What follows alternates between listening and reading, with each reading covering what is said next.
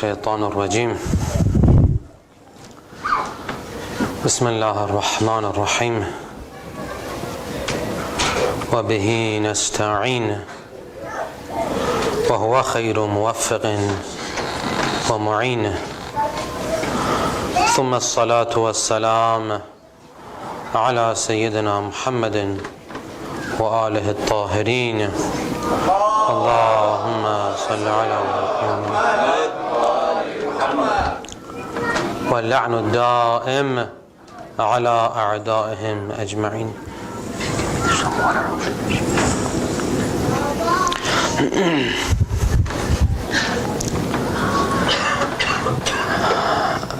Okay, as an introductory note, I want to, inshallah ta'ala, trace our discussion to where it started, so we won't lose track of where we're going, inshallah.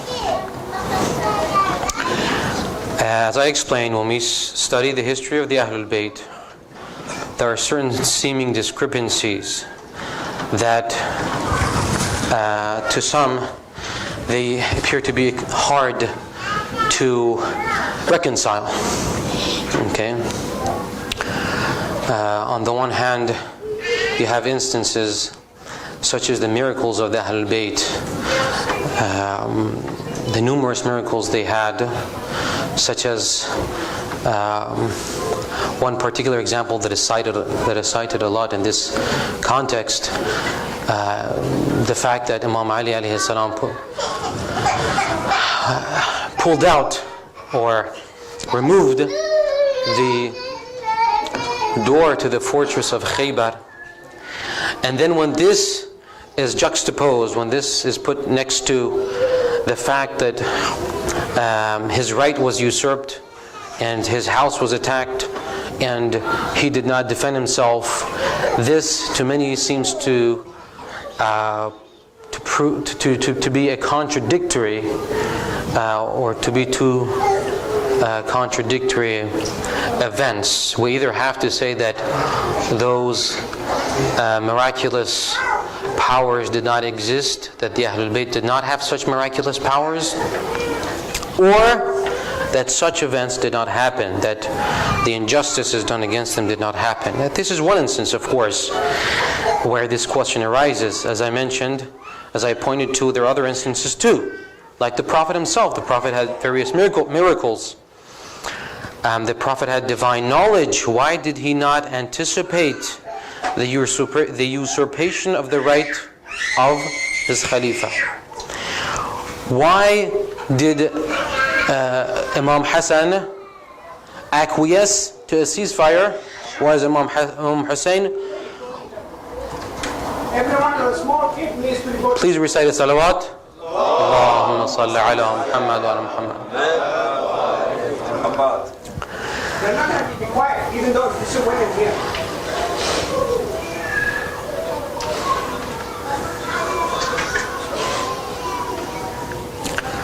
Please recite another salawat. Allahumma salli ala Muhammad. Why did Imam Hassan acquiesce to a ceasefire with Muawiyah, but Imam Hussein go to his death? Did Imam Hussein know that he's going to die, or did he not know that he's going to die? If he knew that he was going to die, did he commit suicide, which is haram? Alright? These are the seeming discrepancies that I'm trying to address. But in order to address these issues adequately, we have to consider certain premises, certain principles on which the answer to these questions relies. So that's why I got into these abstract discussions that some find to be distasteful or to be not to advantages. So that's where we started from, and to get to the answer to these questions, we are considering certain premises. The discussion that I started yesterday was the structure of the world. And I explained that the world is structured in a hierarchical order. In spite of its unified structure, there are various levels, some more superior, some more inferior. At the top of this hierarchy is the infinite source of existence, which is Allah subhanahu wa ta'ala. Alright? The first creature to emanate from Allah subhanahu wa ta'ala is called As-Sadir al-Awwal, or first emanation, in the parlance, in the language of philosophy. And I explained that the riwayat of the Ahlulbayt identify this first emanation with the nur of the Ahlulbayt, the transcendental reality of the Ahlulbayt. And therefore, based on these premises, we reach the conclusion that the transcendental reality of the Ahlulbayt encompasses all of created being. Alright. Now, there are two further conclusions that flow, that can be derived from the conclusion that we proved yesterday, that the Ahlulbayt are the first emanation. These two conclusions, or these two implications, are one, that they have absolute, perfect, pure, inerrant knowledge of everything. Their knowledge is the same as God's knowledge, except with a very big difference, and that is that God's knowledge is essential, is not derived from anywhere else. He does not borrow it from anywhere else. Whereas the knowledge of the Ahlulbayt is granted by God. The second implication is that they have absolute power. Okay, I'm going to talk about these two implications today and see how they can be derived from the conclusion that I proved yesterday. Please recite salawat.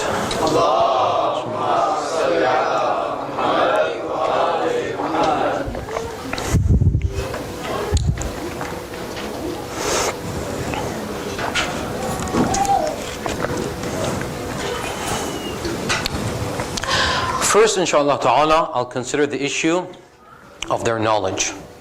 What the nature of their knowledge is, what the scope of their knowledge is.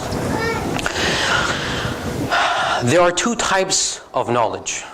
There is ilm husuli, immediate knowledge, acquired knowledge, conceptual knowledge, and ilm huduri, immediate, intuitive knowledge.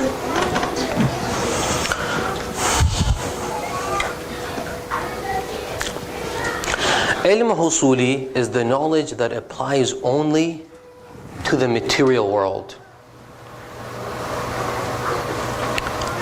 Ilm husuli is the knowledge that only applies to the material world. That is where the subject of knowledge, the human mind, and the object of knowledge, the objects of nature, are separated. And the human mind wants to gain knowledge of material reality. It has no choice but to use concepts. How do I know that this tripod is in front of me?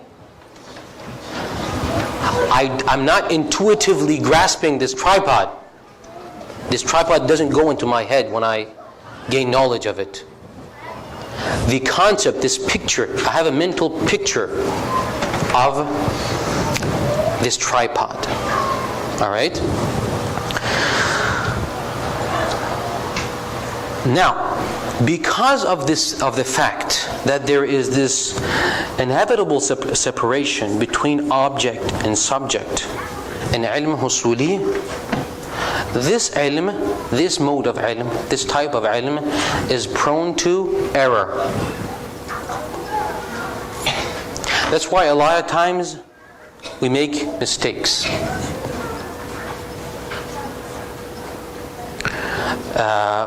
when we talk about the errors of the eye, you see something, the eye is seeing it wrongly. Why?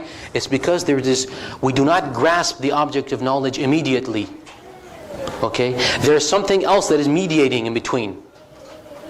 And this mediator is not always accurate.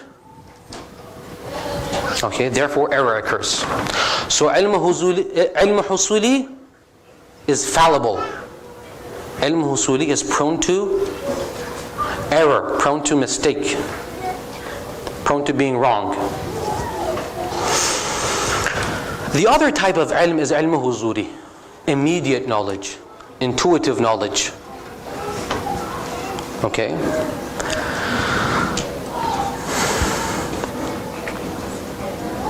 Intuitive knowledge, obviously, when we contrast it with immediate knowledge, means the knowledge that obtains in cases where the subject and the object of knowledge are directly in contact,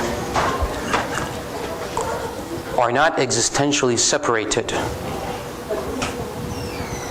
Okay? There is no mediator mediating between the subject of knowledge, the mudrik, and the object of knowledge, the mudrak.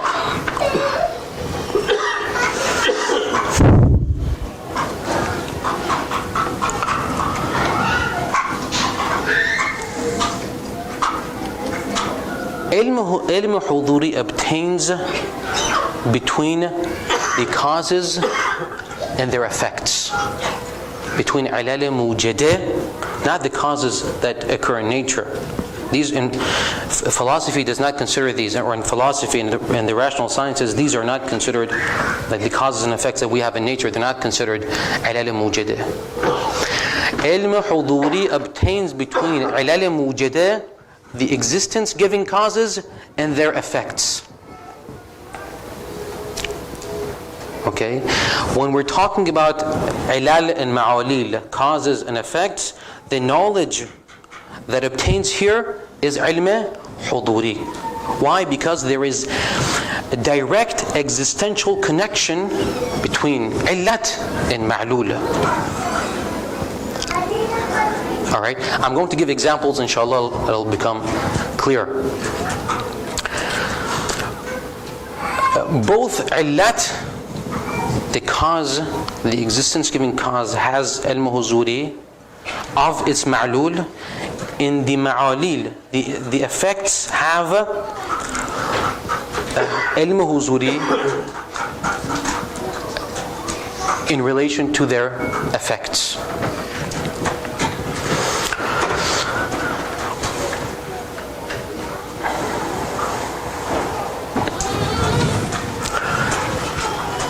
The human knowledge of God,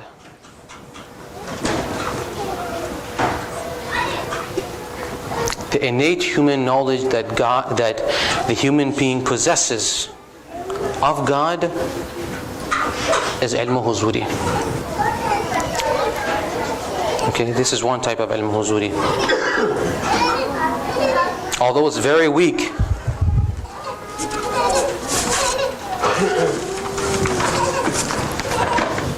but it's there. Okay? This is one type of ilm huzuri. And it would be interesting for you to know that the verses of the Quran and the ahadith, Allahumma salli ala Muhammad.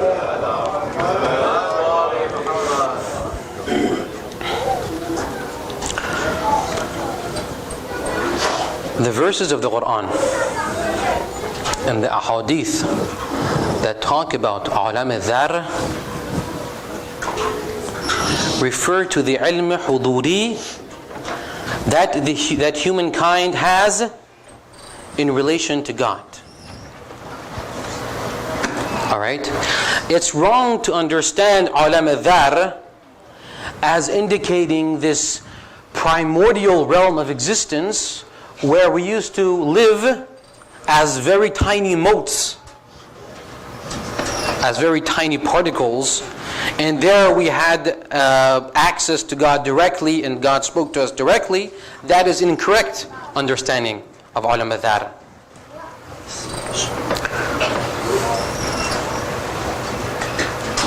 Alam al-Dhar and the language of the Quran, of course it's never specifically mentioned by the Quran, but ayah al-Mithaq, the ayah that talks about the ahd that God extracted from humankind, that is a reference to Alam al-Dhar. Alam al-Dhar in the language of the Quran, in the rawayat, is a reference to this ilm huzuri that we have to God.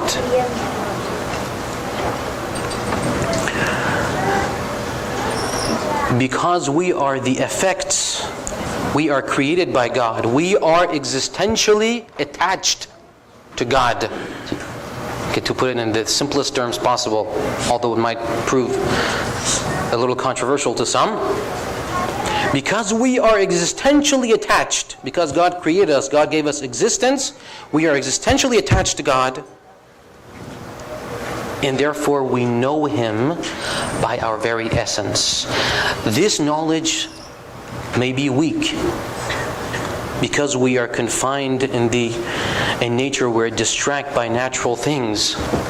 But if we did not have even this weak knowledge of God, we would have been absolutely ignorant of God. And it is this weak knowledge that we can nourish through Irfan to gain the strong and conscious knowledge of God that the Urafa aspire to. Alright? So this was a side note that Alam al-Dhar means this ilm huzuri that we have. Alright, so ilm huzuri is the knowledge that is obtained, that is acquired without the mediation of concepts. It obtains, or it takes place, or it happens between the causes and their effects. The effects have ilm huzuri concerning their ilal, their creators, and the ilal have ilm huzuri in relation to their effects. The knowledge, the ilm huzuri, the immediate knowledge that causes have concerning their effects is very strong and is inerrant. It is not prone to error. Why? Because, as I explained, it is not mediated by concepts. The effect has direct contact, existential contact. We're not talking about spatial or material contact. The effect has direct contact with, the cause has direct contact with the effect. Therefore, it has immediate knowledge of the effect. A knowledge that cannot in any way go astray. It is inerrant knowledge. A good example is the knowledge that we have of our own feelings. Because our feelings and our mental states are our effects, and we are their causes. When you feel love, when you feel fear, alright? How is your knowledge of the fear? When you're feeling fear, what is your knowledge of that fear? It is immediate knowledge. You have no doubt when you feel that fear, no one can convince you that your fear is not there, correct? You have immediate grasp of why? Because that fear is a mental state whose cause is your soul, or the concepts that we have in our minds. Okay, we have immediate access to them. They are in our mind. They are caused by our minds. All right, this is this is an example of the ilm huzuri, of a cause to its effect. Alright, so causes have immediate knowledge of their effects. Alright.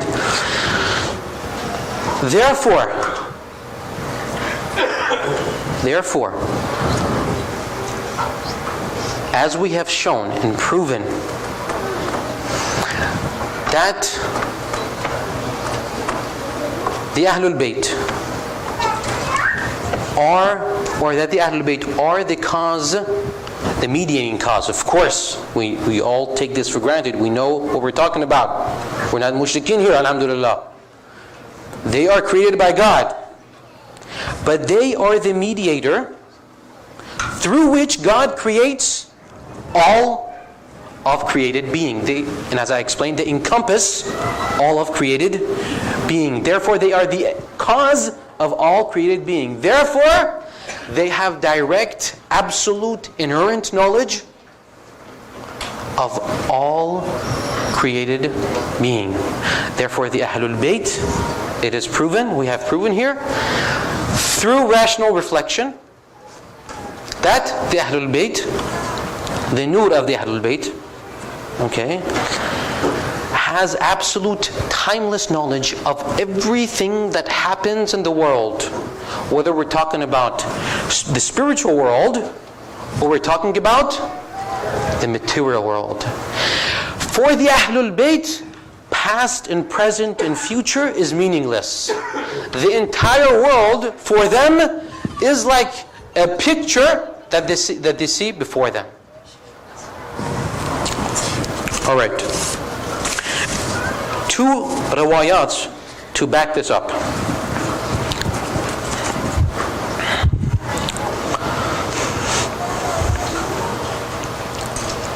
Both are from Usul al-Kafi. Both are credible riwayat. عن أبي عبد الله عليه السلام. This riwayat is from Imam Sadiq. اللهم صل على محمد. عن أبي عبد الله عليه السلام. إني, indeed I, لأعلم ما في السماوات وما في الأرض. I know what is in the skies and what is on the earth. Now, I mentioned this before. When we say the skies, brothers and sisters, in the verses of the Quran and in the riwayat of the Ahlulbayt, when we come across as-samawat, it doesn't mean the sky above us. It doesn't mean the celestial spheres, the stars and the galaxies. Alright, it means the higher spiritual realms. As-samawat means the higher spiritual realms. Okay, so you can't look up into the sky and try and expect to see the Ahlulbayt. Alright, as-samawat means the higher spiritual realms. Do not confuse it with the scientific usage of the term. إِنِّي لَأَعْلَمُ مَا فِي السَّمَاوَاتِ وَمَا فِي الْأَرْضِ. Indeed, I know what is in the heavens and what is on the earth. وَأَعْلَمُ مَا فِي الْجَنَّةِ وَالنَّارِ. I know what is all that which is in paradise. I know all that which is in hell. I know. وَأَعْلَمُ مَا كَانَ وَمَا يَكُونَ. I know that which has transpired, and I know that which will take place. ثُمَّ, this is the interesting part of it. ثُمَّ مَكَسَ هُنَيْئَةً. Then Imam Sadiq paused for an instant. فَرَأَى أَنَّ ذَلِكَ كَبُرَ عَلَى مَنْ سَمَعَهُ. Evidently in the audience that the Imam was talking to, there were a few people who weren't really that strong. Their faith wasn't really that strong. So Imam Sadiq realized that these people, it's really hard for him to swallow this. ثُمَّ مَكَثَ هُنَيْئَةً. He paused for an instant. فرأى أن ذلك كبر على من سمعه. فقال. Then in order to, make it a little more palatable, in order to make it sound a little better to those who can't take these truths, he said, علمت ذلك من كتاب الله عز وجل إن الله عز وجل يقول فيه تبيان كل شيء. I have knowledge of the Quran, and the Quran says فيه تبيان كل شيء. The next hadith is from Imam Baqir عن أبي جعفر الباقر عليه السلام. اللهم صل على محمد. And this is especially important to be heard and understood by those Shias who find it difficult to accept that the Ahlulbayt had such lofty existential states. أن أبي جعفر الباقر عليه السلام قال ذريس الكناسي, I think it's pronounced Kunasi, I'm not sure. قال ذريس الكناسي سمعت أبا جعفر يقول. This person whose name is ذريس الكناسي said, I heard Imam Baqir Abu Ja'far. Abu Ja'far is the kunya of two Imams, right? Imam Baqir and Imam Jawad. But here Abu Ja'far is referring to Imam Baqir. سمعت أبا جعفر يقول وعنده أناس من أصحابه. Imam Ja'far was sitting at his home, or probably was at his home, because usually when the Shias got together, time of Imam Sadiq was a time of, especially if this is after the Bani Abbas took power. I'm not sure when exactly it was uttered, but generally speaking, the Ahlulbayt were always practicing taqiyya because of the harsh circumstances they were under. So when you read in the Rawayah that the Imam was with his ashab, this means they were in a secret place, like in his house, behind closed doors, where the those who weren't the confidants of Imam were not present. So this is probably in Imam Baqir's house. وعنده أناس من أصحابه. Imam Baqir was speaking to a group of the Shia. وعنده أناس من أصحابه. قال إمام باقر عجبت من قوم. I am really amazed at Shias. عجبت من قوم يتولون. They claim to cherish our loyalty. عجبت من قول يتولون ويجعلوننا أئمة. They consider us their imams. In other words, they're Shia. وَيَصِفُونَ أَنَّ طَاعَتَنَا مُفْتَرَضَةٌ. They say that to obey us is wajib. They believe that. They're Shia. كَطَاعَةَ رَسُولِ اللَّهِ ثُمَّ يَكْسِرُونَ حُجَّتَهُمْ وَيَخْسِمُونَ أَنفُسَهُمْ بَضَعْفَ قُلُوبِهِمْ. But then their faith is weak. They go against themselves. They go against their hujjat that they have for following us. فَيَنْقُصُونَ حَقِّنَا. They depreciate our right, our status. وَيَعِيبُونَ ذَلَكَ عَلَى مَنْ أَعْطَاهُ اللَّهُ بُرْهَانَ حَقِّ مَعْرِفَتَنَا. And when they speak to those Shias who have very strong faith in the Imams, and acknowledge the true status of the Ahlul Bayt, the very lofty status of the Ahlul Bayt, these Shias who Imam is upset at, these Shias say, no, you're mushrik, or you're whatever. The Ahlul Bayt cannot have such status, such existential status, such lofty status.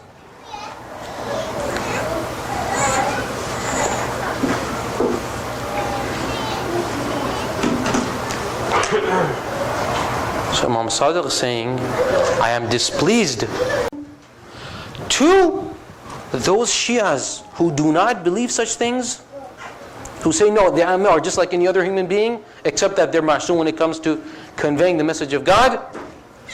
These Shias, Imam Baqir is displeased with.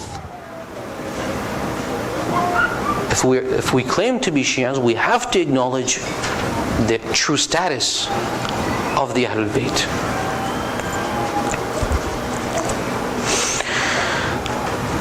A similar line of reasoning can be expressed, can be articulated to prove their absolute power. Because they are the cause of all created being. Alright, so now we're finished with knowledge. I'm going to the second part of the second implication that I said we're going to be talking about tonight. When we show and prove that they are the cause of all created being, that they embrace all created being, that means they have absolute power over all of creation. The Ahlul Bayt, the Awliyaullah, the Imams have absolute power over all of creation. And they can manipulate, not in its negative sense, I mean they can exercise their power in creation as they see fit, as they deem necessary.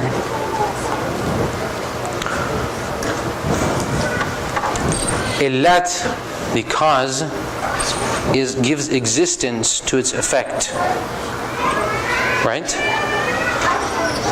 So the effect is at the disposal, at the mercy of the cause. The cause can manipulate the effect as it wants. Why? Because the very existence of the effect is coming from the cause. And so when we prove that the Ahlul Bayt are the first emanation, that they are this As-Sadir Al-Awwal, that shows that they have absolute power over all of creation.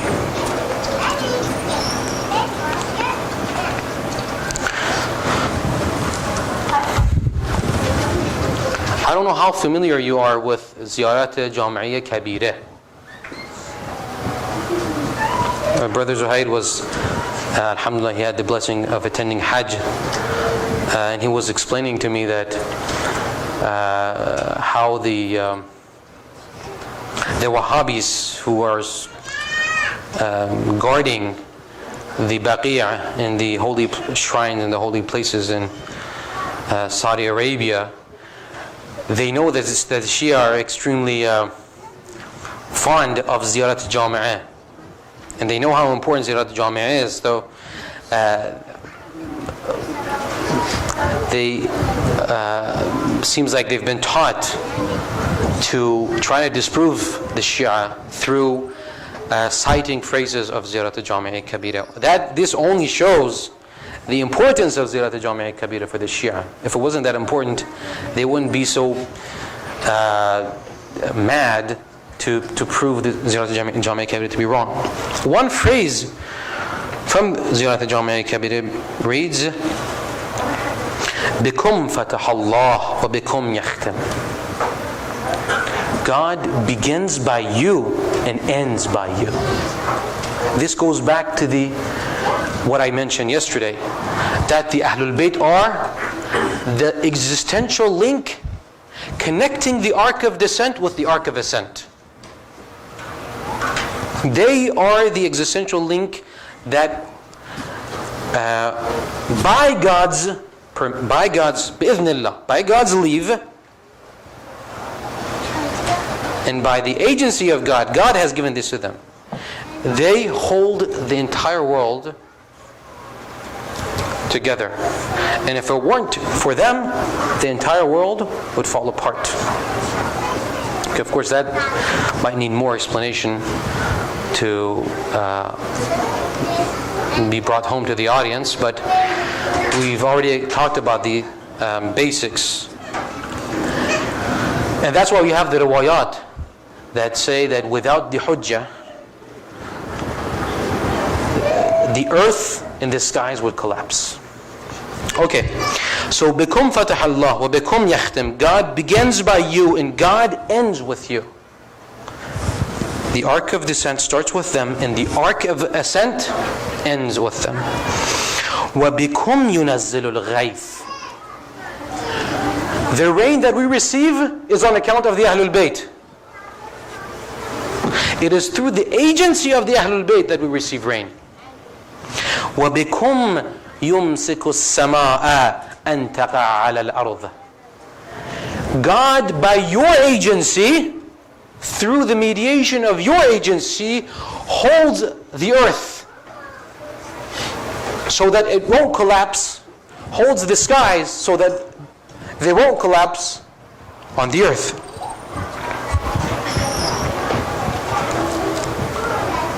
This is an expression of their absolute power.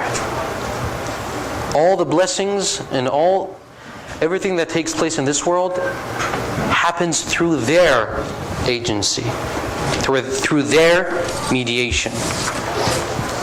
They are what we call wasitatul faith. The faith of God, the grace of God must be conveyed through the Ahlul Bayt. Why? As I explained yesterday, they are the first emanation, they are the first creation. So the existence comes through the first emanation and then from there trickles down to the rest of creation.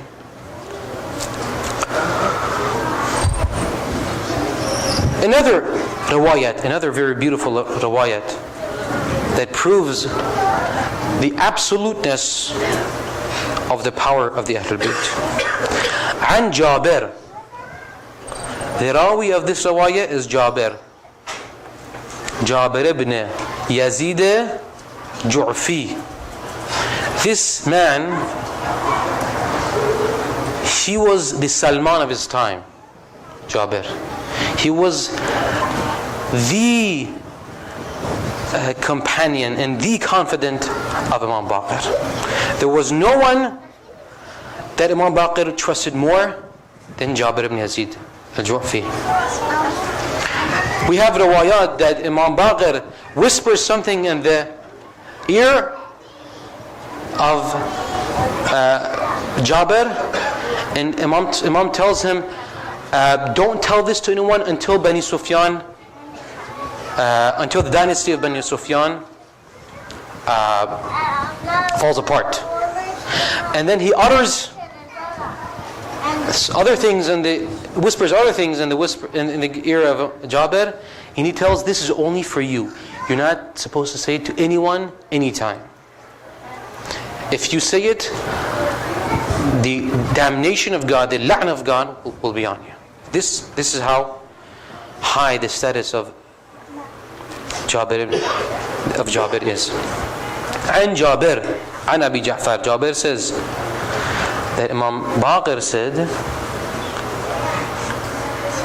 and the fact that Jabir narrated this report means that the Imam wanted us to receive this report, because like I said, there are many reports, there are many things that Imam Baqir told Jabir and told him, don't tell anyone else.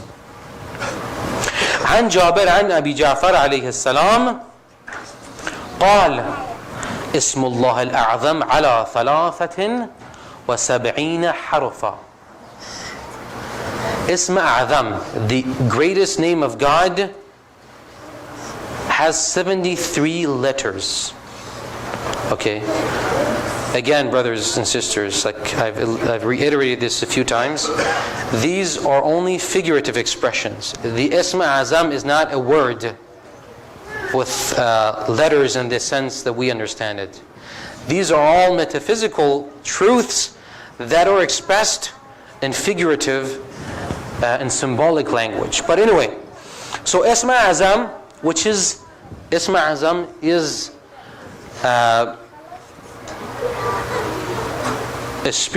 lofty spiritual truth. Okay, it is a degree of existence And this is just a side note. I don't want to press this too much.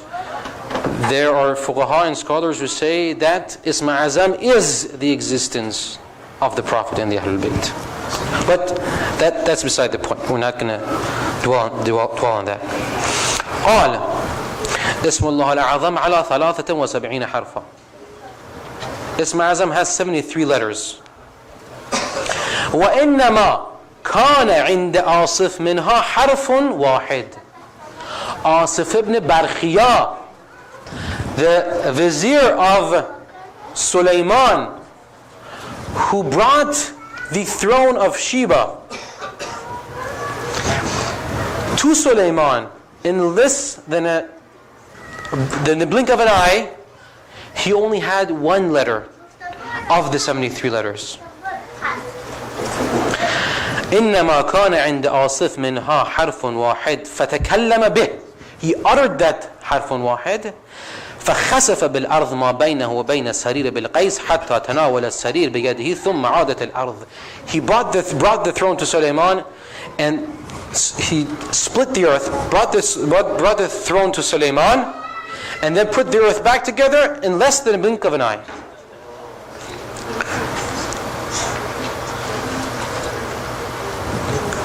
ثم عادت الأرض كما كانت أسرع من طرفة عين ونحن. This is what Asif did with one letter. But, O Jabir, نحن عندنا من الاسم الأعظم 72 حرفا. اللهم صل على. We have 72 letters of the Ism Azam. Asif had only one letter. وحرف واحد عند الله تعالى استأثر به في علم الغيب. There is one letter from the Ism Azam that God has kept to Himself. These all require a great deal of explanation. I wanted to cite this riwayah to prove the point that the Ahlul Bayt had absolute power over all of creation. Therefore, we have proven, inshallah ta'ala, that the Ahlul Bayt are the first emanation, that the Ahlul Bayt encompass all of created being, that the Ahlul Bayt hold absolute inerrant knowledge, that the Ahlul Bayt hold absolute power over all of created being. Now, I don't know how much time do we have. How long has it been? Okay, so inshallah I'll leave this part for tomorrow, inshallah. Please recite salawat. Allahumma salli ala Muhammad.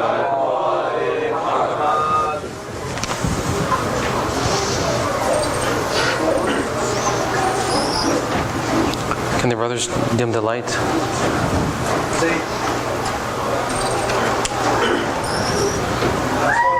Ya Muhammad salawat. Allahumma salli ala. The brothers were doing musibah. Are they ready?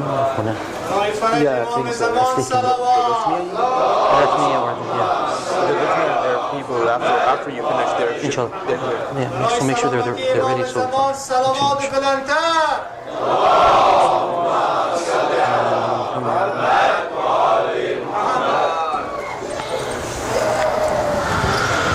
يا أبا عبد الله الحسين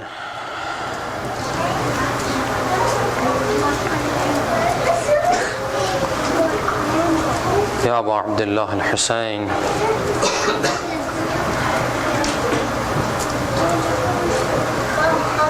يا أبا عبد الله الحسين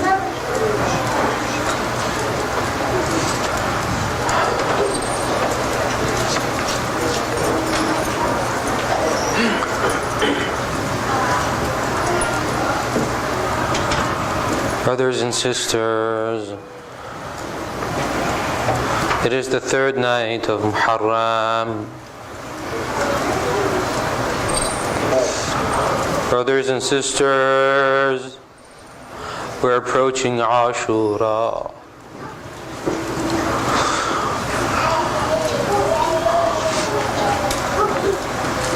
We are getting close to the day when Imam Hussein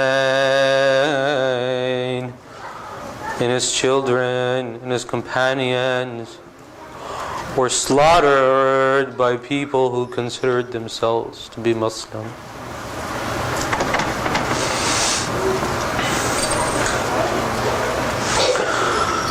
Let us send our salam to Imam Hussein.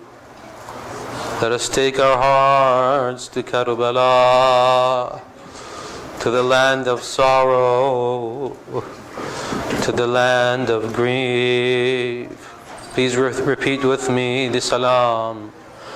Assalamu alayka ya Aba Abdullah وعلى الأرواح التي حلت بفنائك عليكم مني سلام الله أبدا ما بغيت وبقي الليل والنهار ولا جعله الله آخر العهد مني لزيارتكم. السلام على الحسين وعلى علي بن الحسين وعلى أولاد الحسين وعلى أصحاب الحسين.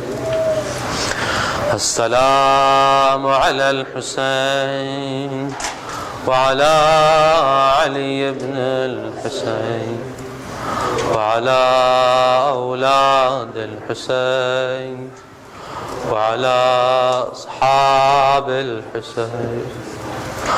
السلام على الحسين وعلى علي بن الحسين وعلى أولاد الحسين وعلى أصحاب الحسين. Brothers and sisters, Imam Hussein sacrificed everything for our sake. It was for our sake that he went to Karbala. It was to save us that he went to Karbala. It was to preserve the truth of Islam that he went to Karbala. It was for our sake, it was for the sake of humankind that he sacrificed everything that he had. It was for our sake that he sacrificed his youngest son, Ali Asghar, alayhi salam.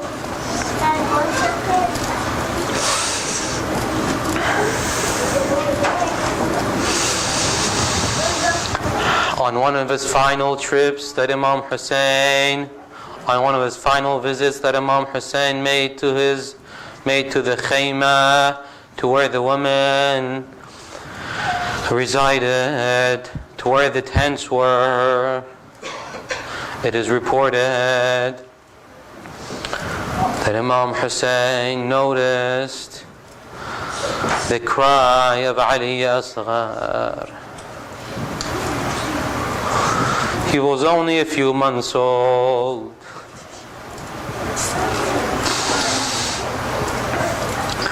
His mother's chest didn't have any milk to give him.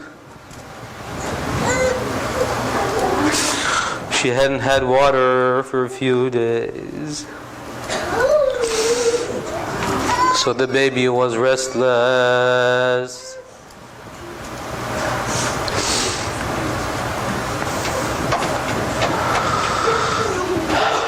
As a final attempt to guide the army of Yazid, Imam Hussein grabbed Ali Asghar from his mother, raised him on his arms and showed him to the army of Yazid, and said, if you think I I'm a transgressor. If you think I have sinned, what is this? What is the sin of this baby?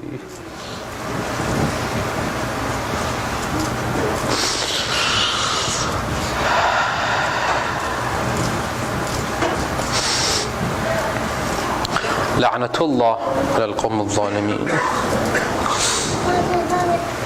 At this point, Harmala La'natullah alayhi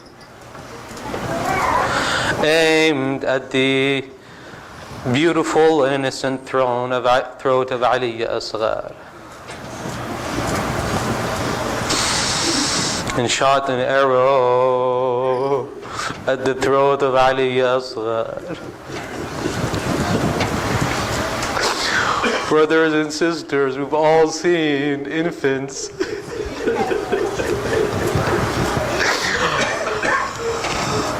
how big and how wide is the throat of an infant?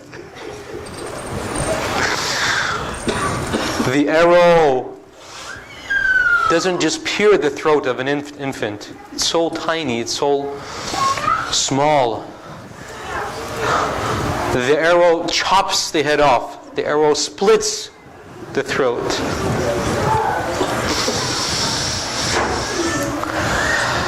Harmala aimed at the throat of Ali Asghar and shed the blood of Ali Asghar.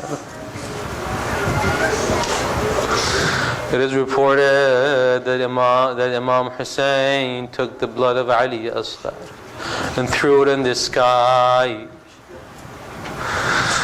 And the angels took that blood. The angels knew the value of this blood. They knew that this blood wasn't supposed to fall on this earth. And it is reported not a drop of that blood fell on the earth. Ala la'natullah ala al-qawm al-zalimin. وسيعلم الذين ظلموا أي منقلب ينقلبون